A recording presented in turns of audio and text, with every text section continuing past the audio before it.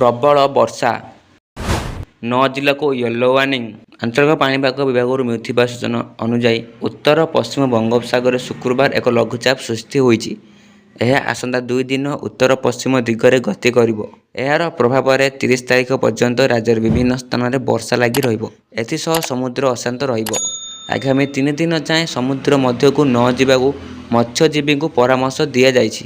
ଆଞ୍ଚଳିକ ପାଣିପାଗ କେନ୍ଦ୍ର ସୂଚନା ଅନୁସାରେ ଆଜି କେନ୍ଦୁଝର, ମୟୂରଭଞ୍ଜ ଓ ସୁନ୍ଦରଗଡ଼ ଜିଲ୍ଲାର ବିଭିନ୍ନ ସ୍ଥାନରେ ପ୍ରବଳରୁ ଅତି ପ୍ରବଳ ବର୍ଷା ହେବାର ସମ୍ଭାବନା ରହିଛି। ସେହିପରି ଝାରସୁଗୁଡ଼ା, ସମ୍ବଲପୁର, ବରଗଡ଼, ଦେବଗଡ଼, ଅନୁଗୁଳ ଓ ଢେଙ୍କାନାଳରେ ପ୍ରବଳ ବର୍ଷା ହେବ ବୋଲି ଆକଳନ କରାଯାଇଛି। 30 ତାରିଖରେ ସୁନ୍ଦରଗଡ଼, ଝାରସୁଗୁଡ଼ା, ଦେବଗଡ଼ ଓ କେନ୍ଦୁଝରରେ ପ୍ରବଳ ବର୍ଷା ହେବାର ଆଶଙ୍କା ରହିଛି। ଏହି 2 ଦିନ ଉପରୋକ୍ତ ଜିଲ୍ଲାଗୁଡ଼ିକୁ ୟେଲୋ ସତର୍କତା ଜାରି କରିଛି ପାଣିପାଗ କେନ୍ଦ୍ର। ପ୍ରବଳ ବର୍ଷା ସମ୍ଭାବନା ଥିବାରୁ ସ୍ୱତନ୍ତ୍ର ରିଲିଫ ଆୟୁକ୍ତ ଜିଲ୍ଲାପାଳଙ୍କୁ ଚିଠି ଲେଖି ସତର୍କ ରହିବା ପାଇଁ ନିର୍ଦ୍ଦେଶ ଦେଇଛନ୍ତି। ଶୁକ୍ରବାର ରାଜ୍ୟର ବିଭିନ୍ନ ସ୍ଥାନରେ ବର୍ଷା ହୋଇଛି।